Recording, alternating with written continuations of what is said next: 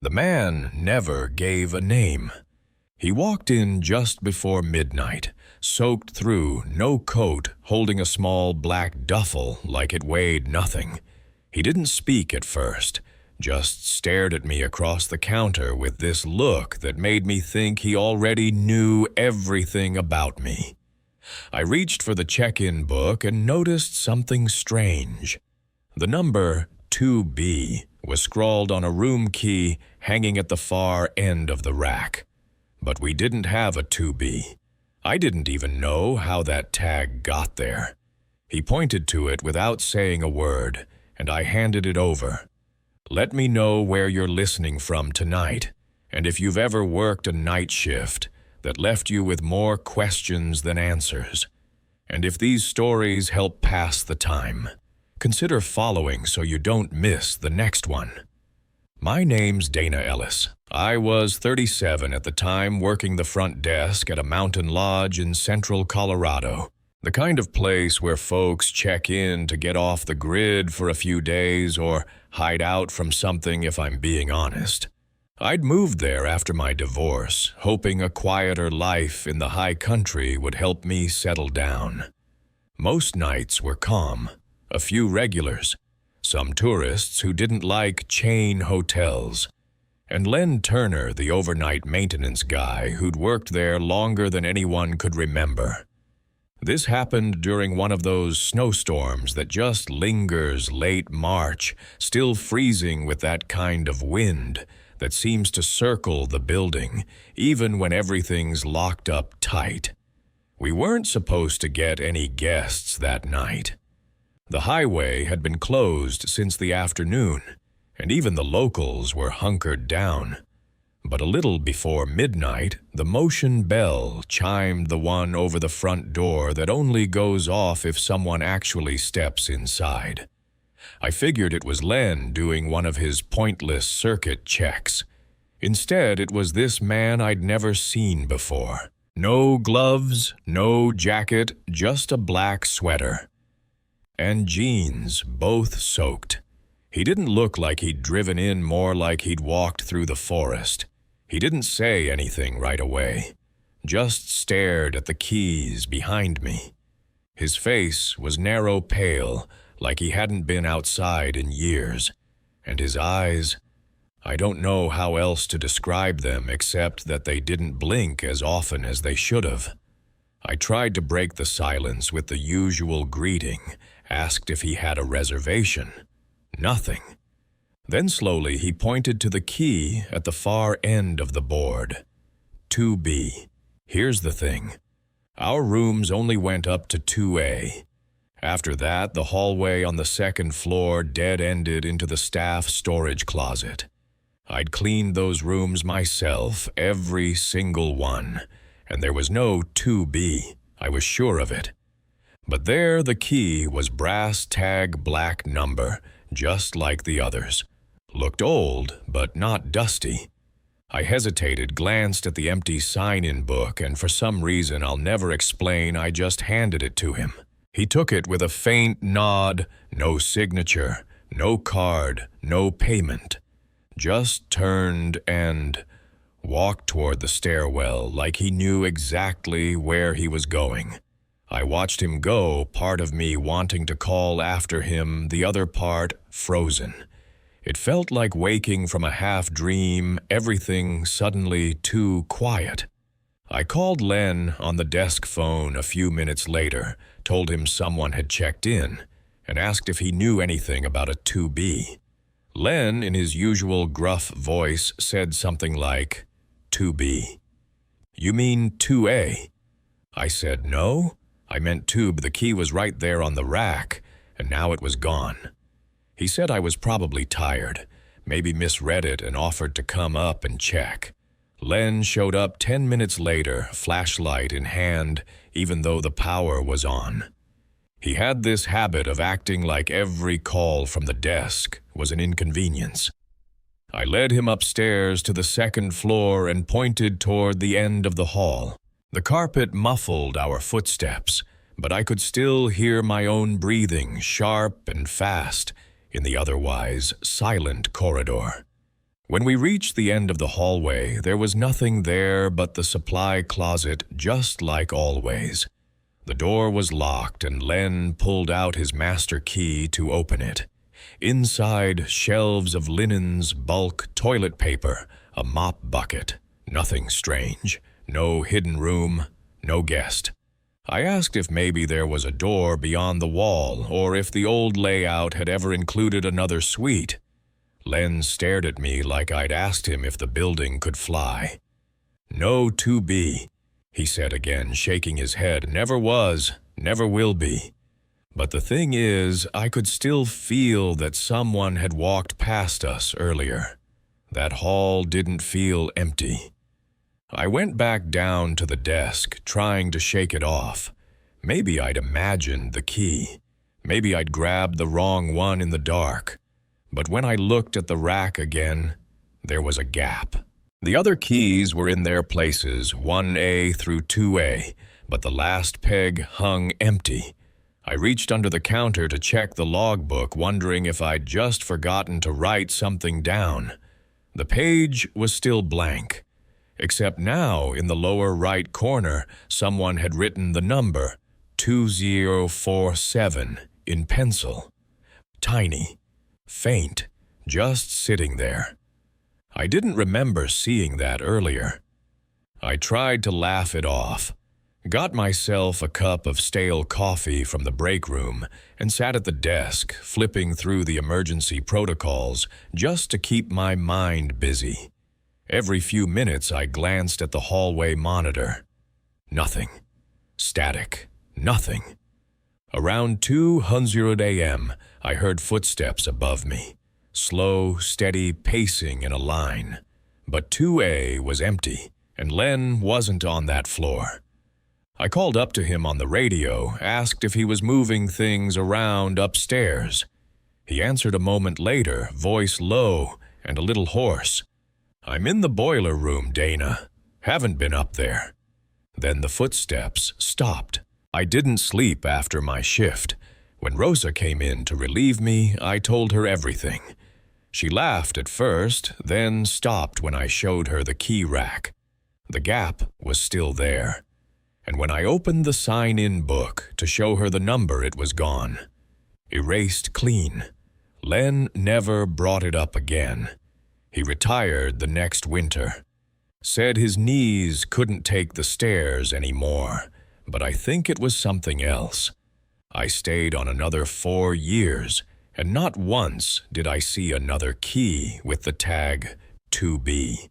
But I did hear footsteps sometimes just before dawn, and every so often someone would mention a guest they'd passed in the hallway. Tall man, pale face, never spoke. I stopped asking questions after a while, but I'll never forget the way he looked at me, like he wasn't checking in, like he'd already been there. And maybe in some way he still is. I don't usually talk about this, not because I'm afraid anyone will think I'm lying, honestly. I wish someone would. It would make it easier to put away if someone just told me I imagined it. But that's the problem. I didn't. I remember every part of that night with this sharpness I don't have for anything else. The sound of the light flickering in the stairwell. The way the door to room 209 always looked like it was cracked open even when it wasn't. And the voice that didn't belong to anyone in the guest registry. Back in 2015, I was spending more time on the road than at home. I worked as a logistics coordinator for a small shipping company based out of Bakersfield, and a lot of my job involved rerouting trucks or checking in on warehouses when things got backed up. That's how I ended up in Sonora Little Gold Rush town about 2 hours east of Stockton, tucked up against the Sierra foothills. We had a facility outside Jamestown that was reporting missing inventory, so I drove up with plans to spend 2 nights and head back. Nothing about that trip should have been memorable. The motel I stayed at was one of those budget chains where every room smelled like damp carpet, and the front desk always had a dusty rack of outdated brochures. I'd stayed there before. Cheap, quiet, and walking distance to a diner that didn't ask too many questions if you ordered a burger at 10 in the morning. The guy who ran night check-in was named Tony Mid-50s, slow-moving, mostly kept to himself. He always wore a windbreaker with the motel's old logo stitched over the heart. First time I saw him, I figured he was the kind of guy who knew every weird thing that ever happened in that place, but chose to pretend otherwise. It was late February, cold for California standards, and the place was mostly empty. I got room 204, second floor end of the hall facing the rear lot. My room was clean enough. A sagging bed TV with 3 working channels and one of those wall heaters that hummed like it was trying to remember how to run. I checked in around 8:00 p.m., dropped my bag, and went back out to grab a sandwich and a beer at the gas station down the block. When I came back, I passed a woman walking across the parking lot, heading toward the second floor stairs. She had a coat pulled tight around her and a scarf over her head, even though it wasn't raining. I stepped aside to let her pass, and she didn't look at me, not in a rude way, just like she wasn't used to being seen. When I got to the top of the stairs, I saw her turn into room 209. It was 3 doors down from mine. I didn't think much of it until I realized that when I'd checked in, Tony had mentioned I was the only guest on the second floor. He'd even joked that I had the whole wing to myself. I chalked it up to a late check-in. Maybe she'd come in while I was out.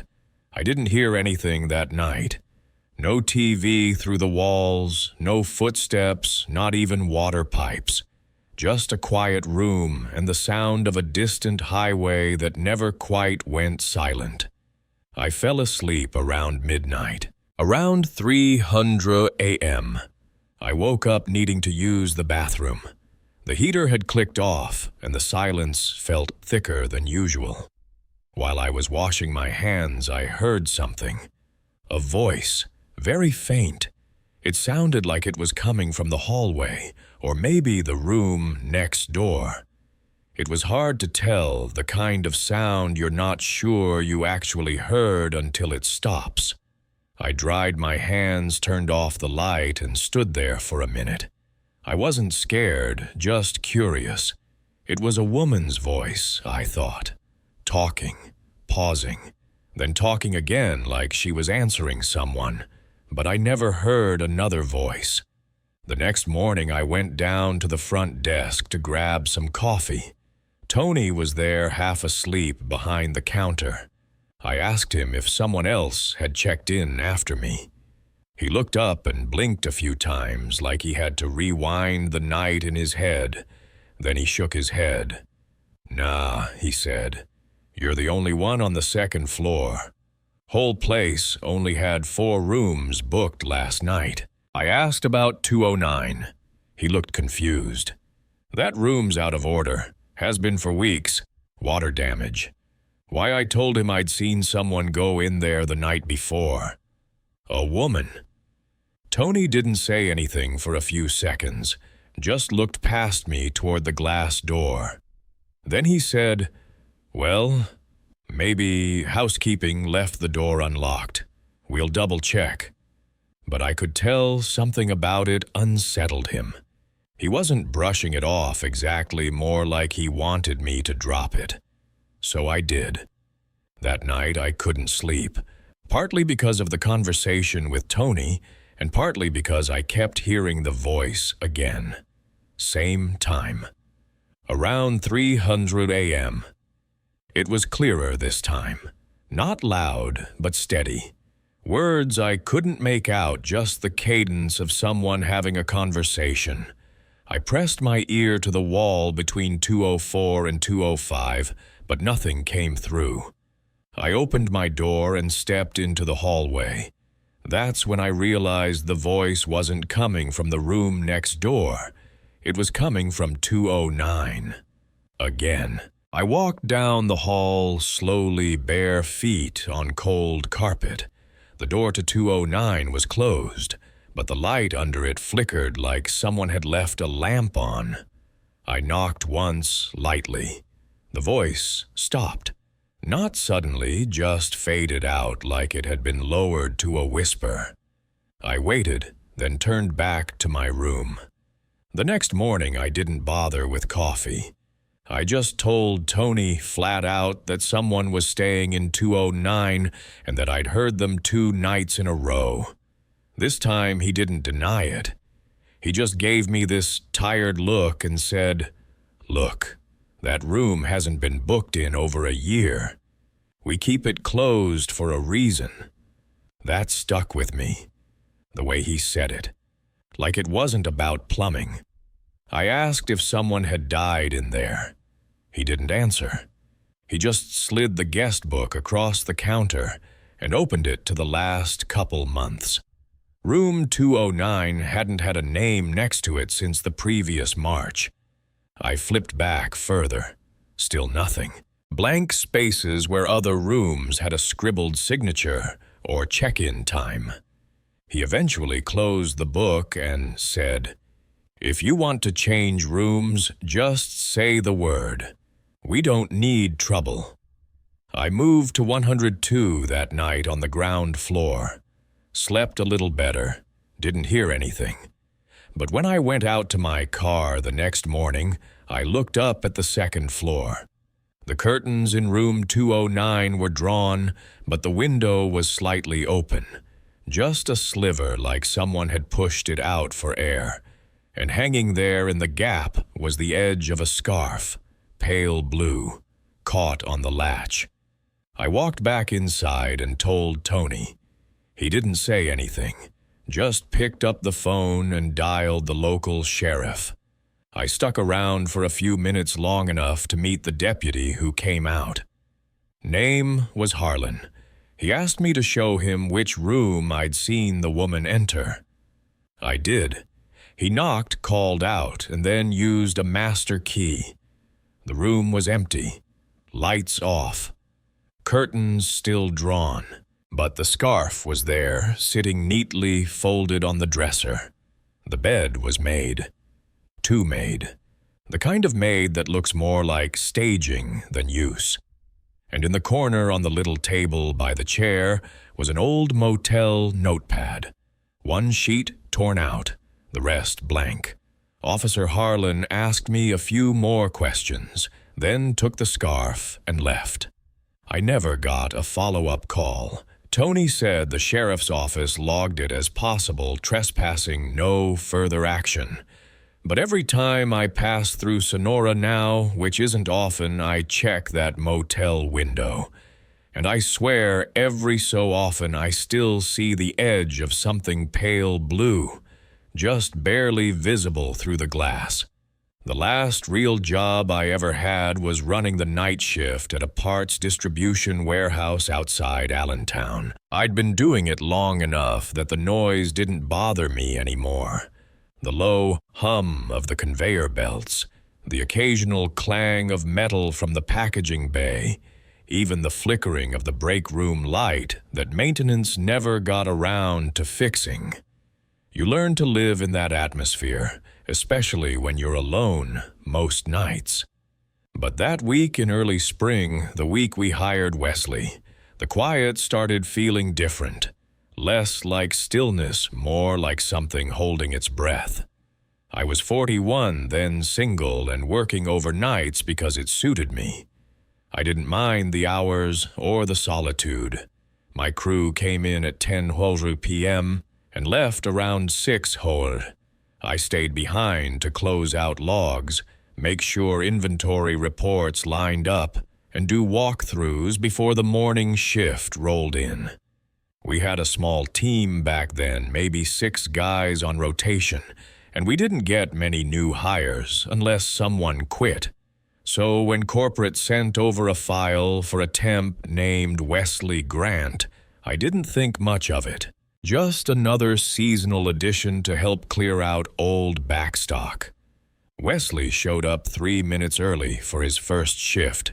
Clean uniform, steel toes, laced tight, quiet but polite.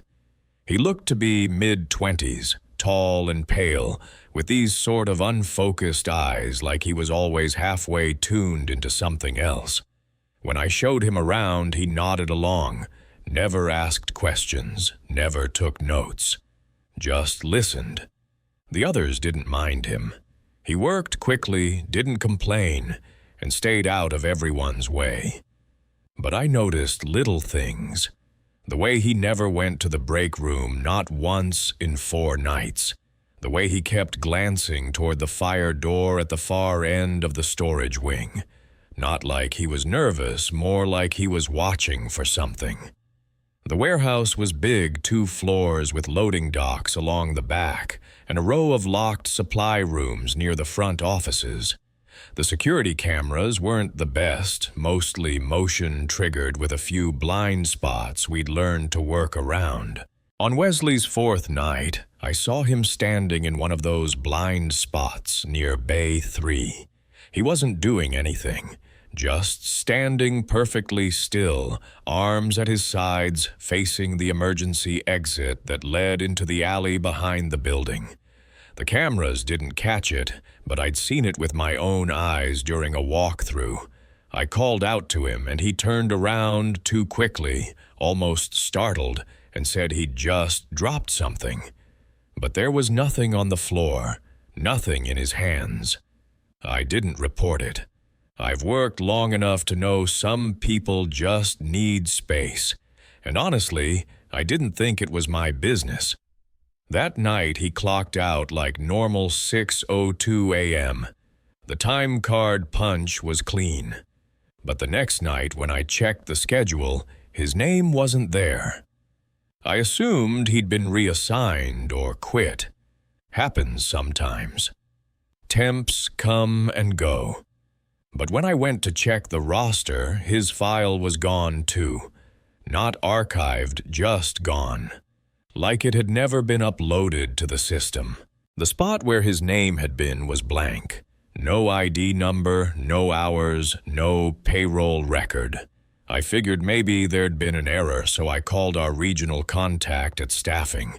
She pulled up her files and told me she had no record of a Wesley Grant ever being placed with us. Said maybe he was hired directly and not through her office. I knew that wasn't right because all temp hires go through her. I didn't say anything to the crew, but I started watching the cameras more closely after that. Most nights were uneventful. Just the usual footage of workers moving through aisles, forklifts, buzzing cartons, getting scanned and stacked. But one night later that week, around 3:18 a.m., I caught something on camera that stopped me cold. On Cam 6, which covers the hallway outside the employee lockers, I saw movement. The lights in that section are on a sensor, so they stay dark unless someone walks through. The lights clicked on, then nothing, no one in frame. Just the lights turning on in sequence one after the other, as if someone was walking slowly down the hallway. I replayed it 5 times. The motion sensors were being triggered, but there was no one there. No shadow, no blur. Just empty space and the sound of humming fluorescents kicking on. A few minutes later, the camera in the break room caught a flicker of something not a person, more like a reflection. Just for a second. It bounced off the microwave door like someone had moved between the light and the glass. But again, no one was scheduled in that area at the time. I know because I was at my desk watching the live feeds. I decided to do a walkthrough. The warehouse was colder than usual that night. Not freezing, but cooler than what the thermostat said. I walked the perimeter, checked each bay, each door. Everything was locked. But when I got to the fire door near Bay 3, the same one Wesley had been staring at, I saw something odd. The push bar was smudged like someone had pressed a hand there. Not a full palm, just the side of one hand, faint but fresh. No one had used that exit in over a month. We log every use. I stayed late that morning waiting for the day manager. I told him something strange was going on and asked him to check the audit logs. He pulled up the door access history. No record of the fire door opening. But when I asked about Wesley, he gave me the same look I'd gotten from staffing, who I printed a snapshot from the camera, one from the night he first arrived. A grainy image, but you could see him standing by the punch clock. I showed it to the day crew. None of them recognized him, not even the guys who should have taken over his shift. I called Officer Brewster, a local cop who sometimes dropped by for coffee, told him the story, expecting maybe a laugh or at worst a shrug. Instead, he came by that afternoon and asked to see the footage himself. After watching it, he sat quiet for a long time. Then he told me about a call they'd taken last year. A break-in reported at that same warehouse before I started. The back gate had been left open, and they found a man inside, disoriented, wandering near the supply rooms. He gave a fake name and refused medical attention, but had no ID, no vehicle, no explanation. Said he was just here to work. They let him go after a warning. Brewster pulled the old report. The name on it was Wesley Grant. I asked what happened to him after that. Brewster said they never saw him again. And here's the part that still makes my skin crawl. He showed me the timestamp on that report. The incident happened at 6:02 a.m., the exact time Wesley had clocked out during his final shift. That was the last time I saw anything strange on the cameras. No more sensor lights, no flickers, no smudges. But every now and then the system logs an error. Same message every time. User not found. Usually around 300 a.m., give or take. Always tied to the punch clock, I changed the system password. I filed a support ticket, but nothing stopped it. I left that job later that year, moved into day work, different town, smaller place. I don't talk much about those warehouse nights anymore, but I still have that camera printout in a drawer somewhere. The one where Wesley's standing by the punch clock, one hand on the wall, looking toward the fire door like he's listening for something just outside. I don't usually talk about that night, not because I'm scared of what people will think, but because I still can't quite explain it myself, and I've run through it 100 times in my head. Even now, 5 years later, there's still one part I go back to in my mind. The way the guy looked at me in the rear view, like he was waiting to see if I'd figure something out before he did. Back in 2019, I was working the graveyard shift as a cab driver out of downtown Kansas City. I'd switched from Uber about a year earlier mostly because I preferred the quiet and predictability of taxi work. No apps, no ratings, just the radio dispatch and whoever slid into the back seat. Nights were mostly quiet.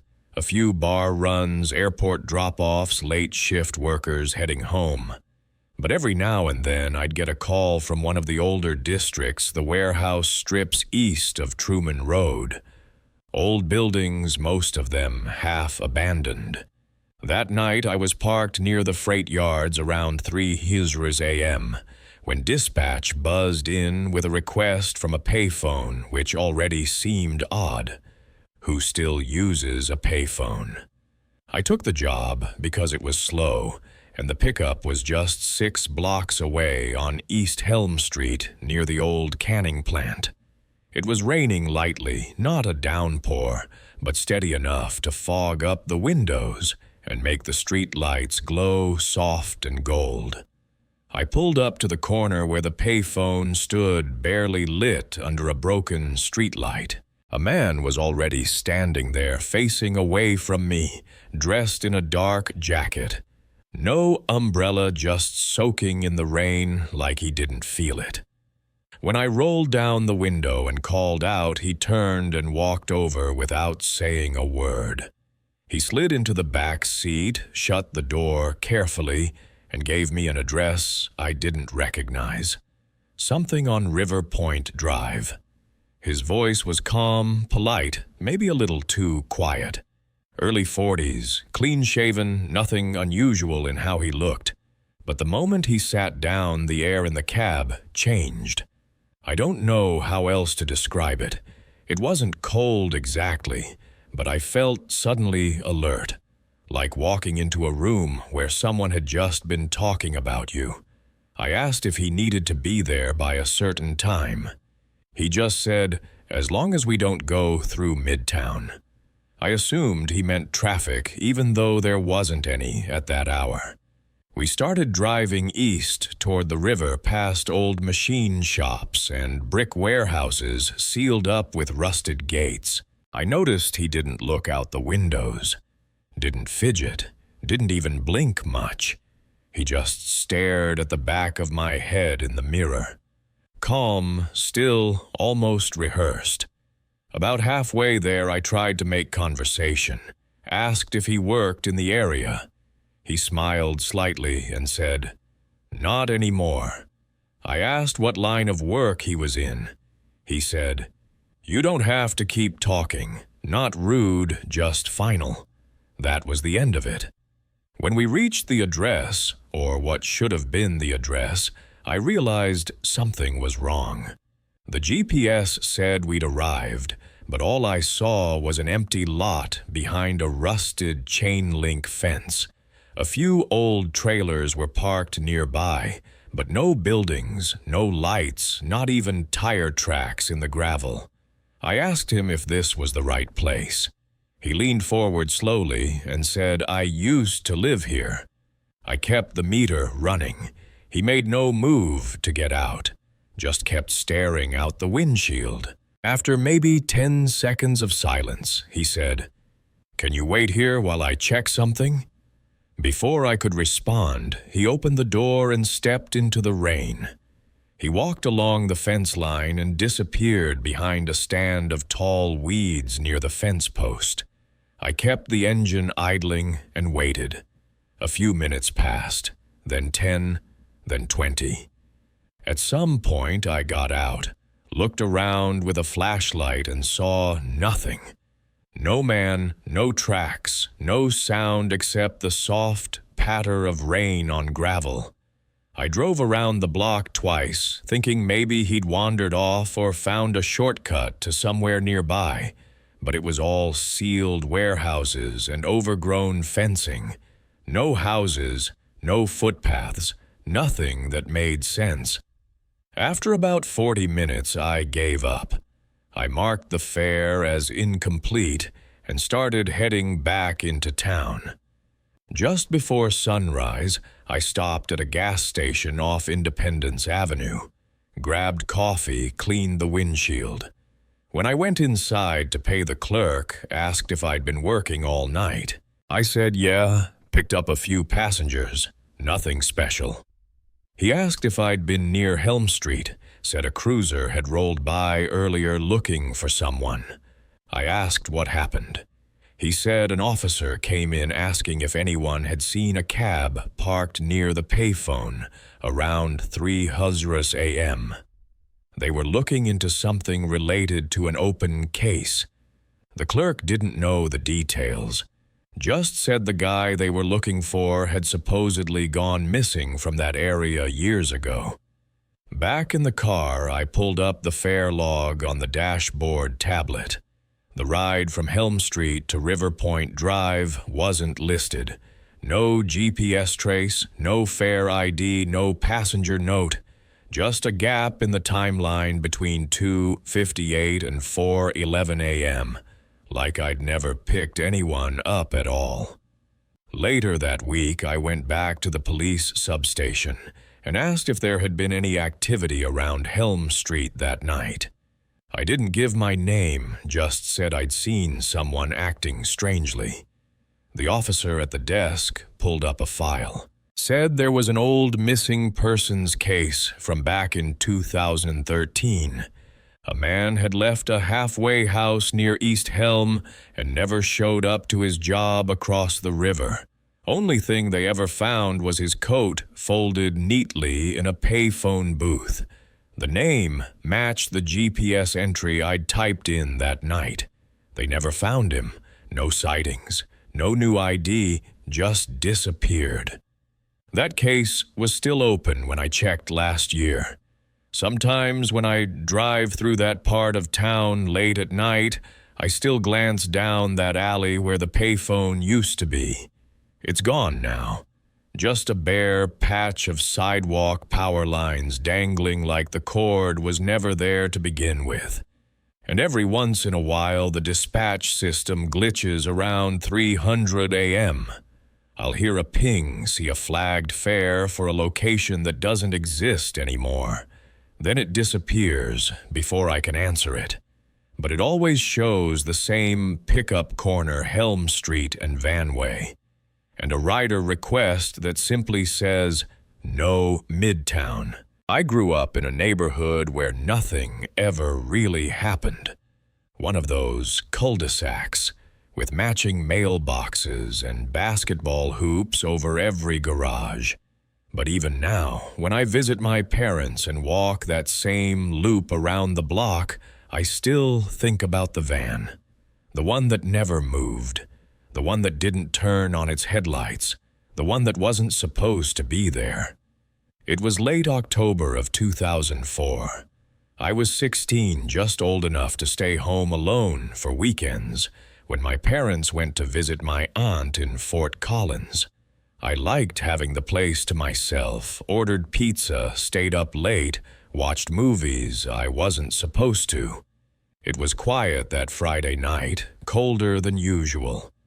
I remember that clearly because the condensation on the back door window kept fogging up from the inside.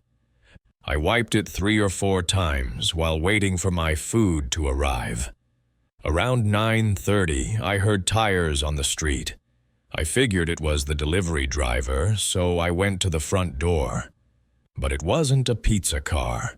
It was a white van, no logos, no windows on the sides. It rolled down our street, slowly turned at the dead end, then stopped directly across from our house. Engine running, but lights off. I didn't think much of it at first. Could have been a neighbor's guest or someone lost trying to check a map, but it sat there for nearly 10 minutes, and no one got out. Eventually, the driver flicked on the interior dome light, just for a second. I couldn't see much, only a silhouette in the driver's seat. Then the light went out again. The engine stayed on. I stepped away from the window and locked the front door. My pizza showed up a few minutes later. The guy said nothing, just handed over the box like he was in a hurry. I asked if he noticed the van. He gave it a glance and said something like, "That thing's been creeping around the neighborhood all week, then left without waiting for a tip." I ate at the kitchen counter, but I couldn't stop checking the blinds. The van was still there. Headlights off. Just idling. I turned on more lights in the house to make it obvious someone was home. Switched on the TV. I even walked past the window a little slower than usual, hoping whoever it was would see me and decide to move along. Around 10:20, the van finally pulled away. No rush. Just turned off the street and disappeared down the next block. I thought that was the end of it. The next night, Saturday, it came back. This time, just before 11 until. Same van, same routine. Slow crawl. stopped across from our house, engine running, lights off. I watched from the upstairs bedroom window. I didn't call the cops. I probably should have, but I kept telling myself I didn't want to get anyone in trouble if they were just lost. I was 16, still learning the difference between being cautious and being paranoid. This time the passenger door opened briefly. I caught just a hint of movement inside, maybe 2 people. It closed again. No one stepped out. Just another flash of that dome light, soft yellow, and then darkness. It stayed there longer that night, maybe half an hour. Then it rolled away again. By Sunday, I was more than ready for my parents to get back. They got home around noon. I didn't say anything right away. I figured I'd sound crazy or worse, like I couldn't be trusted alone. That night, we were all home. Dinner, TV, the usual. Around 11:15, I saw headlights flash across the living room wall. I froze.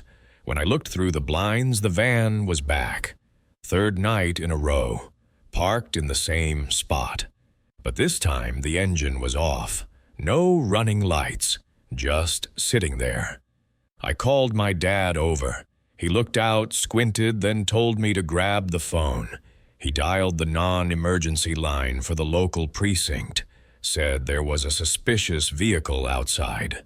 They told us someone would come by shortly. 20 minutes passed. The van didn't move. Then a patrol car pulled onto our street lights off coasting quietly. As it neared the van, the cruiser's spotlight flicked on and bathed the side of the vehicle in a flood of white. The van didn't start. Didn't pull away, just sat there. My dad stepped outside, and I followed. We watched from the porch as the officer walked up to the driver's side and knocked twice. No response. After a moment, he tried the door. It opened, but the van was empty. No driver, no passenger, no keys, nothing in the back. Completely clean, except for an open pack of chewing gum in the cup holder and a long, neatly folded napkin sitting on the floorboard beneath the dash. The officer called in the plate number. A few minutes later, he came over and told us the vehicle had been reported stolen the week prior from a truck yard over in Lakewood. No prints inside, no signs of forced entry. He said it wasn't the first time a vehicle had been abandoned in a residential neighborhood like that, but he admitted the repeated visits were strange. He took our names and said someone might follow up. They had the van towed around midnight. My parents were a little shaken, but they chalked it up to a prank or maybe someone trying to stash the vehicle temporarily. But something about it never sat right with me. Because 2 nights later, I found a napkin on our porch, folded the exact same way as the one in the van. Nothing written on it, no stains, just perfectly folded right in the center of the welcome mat. I looked up and down the street. Everything was still. No cars, no neighbors out. But there were fresh tire marks on the curb near the mailbox. Not from a tow truck, they were narrower, cleaner, like someone had come back just long enough to leave that one quiet message. I never saw the van again after that, but I still think about how close it sat. Engine off, lights out, just watching, and how long it might have waited there before I noticed.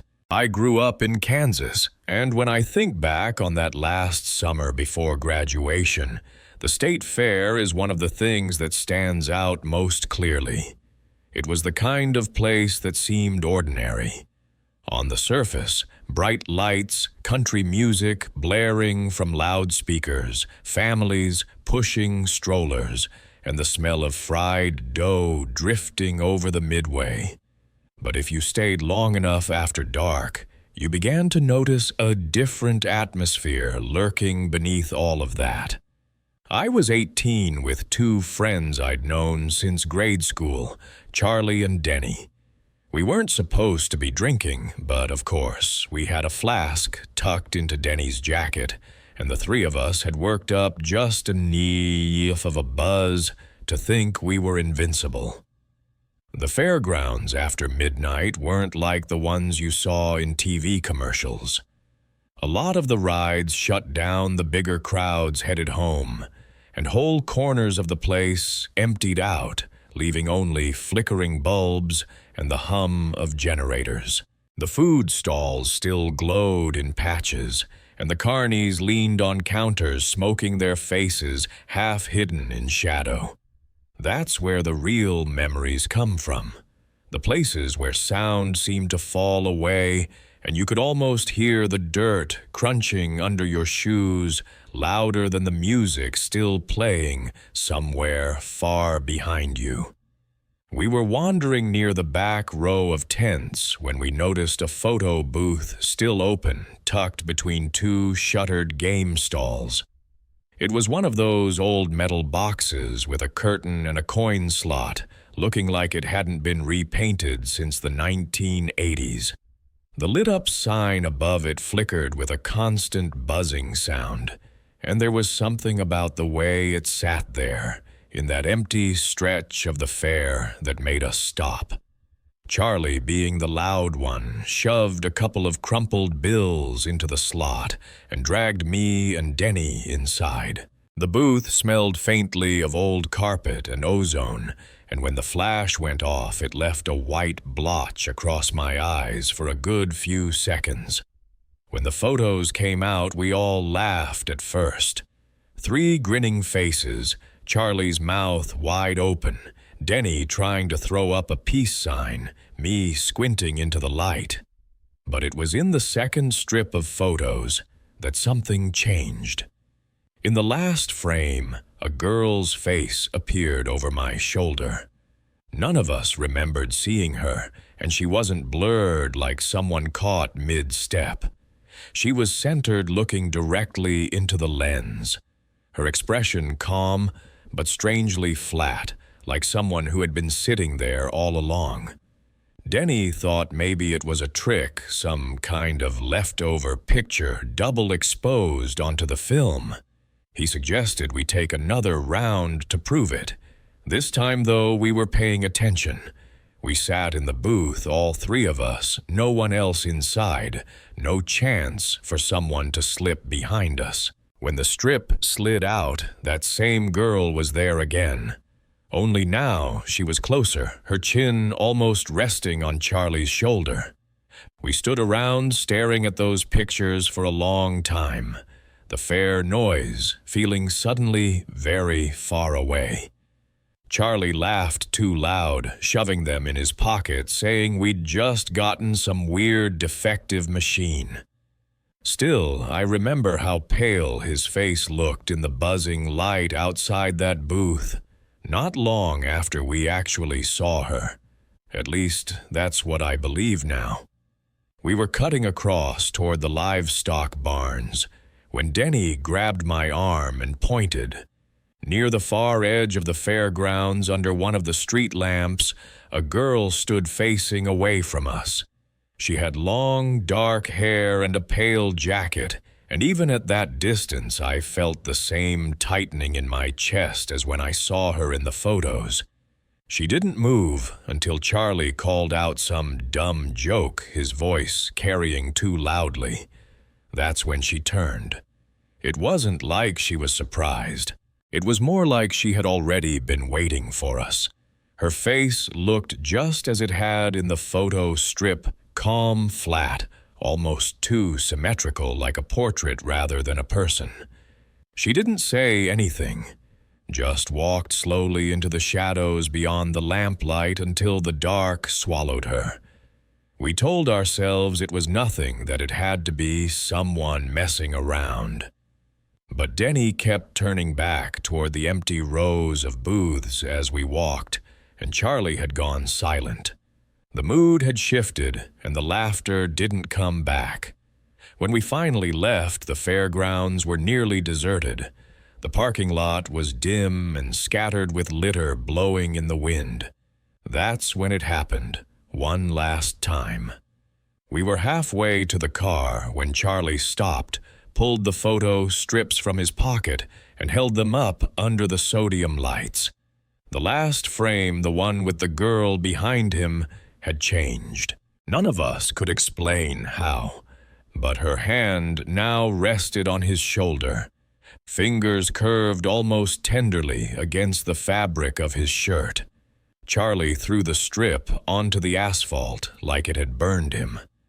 We left it there, fluttering in the dust as we piled into the car. The whole ride back, nobody said much except Denny, who muttered that we shouldn't have gone into that booth at all. I don't remember what time I got home, but I remember lying awake, staring at the ceiling, waiting for the faint outline of that girl's face to fade from my mind. 2 weeks later, I found out Charlie had been in some kind of accident. He was driving back late from a party, and for reasons no one could explain, his car left the road and rolled into a ditch. He survived, but he swore up and down he'd seen someone in the passenger seat just before it happened. I've told myself 100 times that the booth must have been rigged, maybe part of some sideshow gimmick nobody told us about. But I also know that the fairground records list no booth in that spot, at least not that year. Officer Delgado, the county cop who took Charlie's accident report, said he'd heard of kids seeing strange things around that part of the fairgrounds before, but he wouldn't elaborate. He just told us to stay out of the closed sections after midnight. I don't know what we walked into that night or who that girl really was, but sometimes I dream of her face lit in that harsh, white flash, always closer than before. And when I wake, I feel the weight of a hand pressing lightly against my shoulder, steady and cold. I never cared much for roadside motels, but when you drive for a living, they start to feel like second homes. Most of the time, they're nothing to remember, just 4 beige walls, a bedspread, with a strange pattern and the steady hum of a window unit. That summer, I was routing shipments through California, and a late evening storm caught me outside Sonora.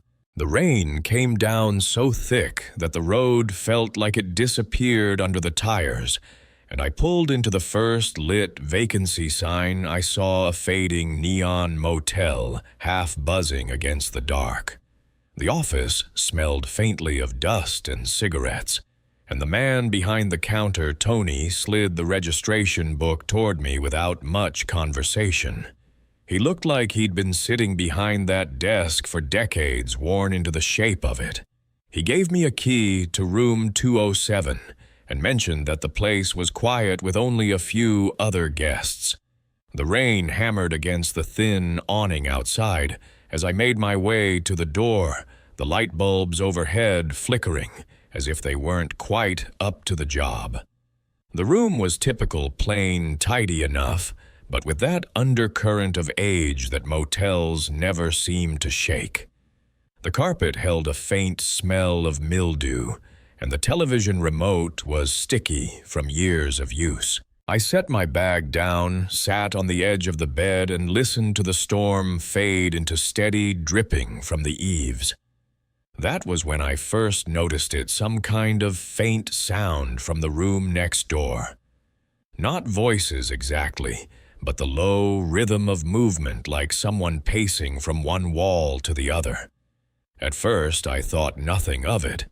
People walk around their rooms, they unpack, they move chairs. But after an hour, the steps hadn't stopped.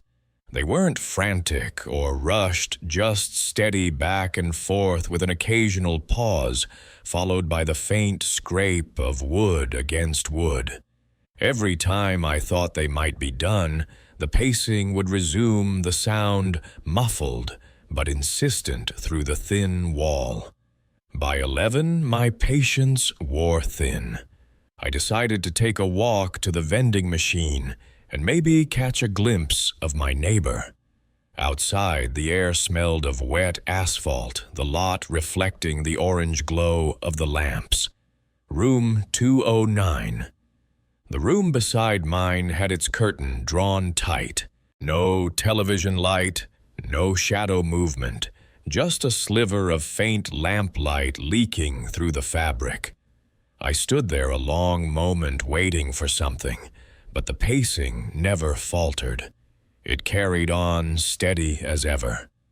Back at the office, Tony looked up from his magazine when I asked if anyone else was in 209. He frowned, tapped the registry, and slid it toward me. The last check-in listed only me in 207. The line for 209 was blank. I remember feeling a quiet unease settle over me then. I didn't argue, and Tony didn't offer explanations, just gave me a tired smile, as if to say, "It's late, let it be." When I walked back down the corridor, the pacing continued, just as steady as before. I locked my door, turned the television on for company, and tried to convince myself it was plumbing, or maybe an animal in the walls. But every time I lowered the volume, the steps were still there, crossing and turning, always the same. Sometime around 2 in the morning, I woke from a restless doze to silence. For a moment, I thought it had stopped, but then came a single knock against the shared wall. Not sharp or angry, just one hollow tap that seemed to wait for a response. I lay there, heart thudding, unsure if I had actually heard it. Then came another. I didn't answer. I didn't move. I just stared at the red glow of the alarm clock and counted the seconds until morning. At dawn, when I finally stepped outside, room 209's door was ajar. Inside, the room looked untouched, the bedspread still perfectly smooth, the air carrying a faint, stale chill.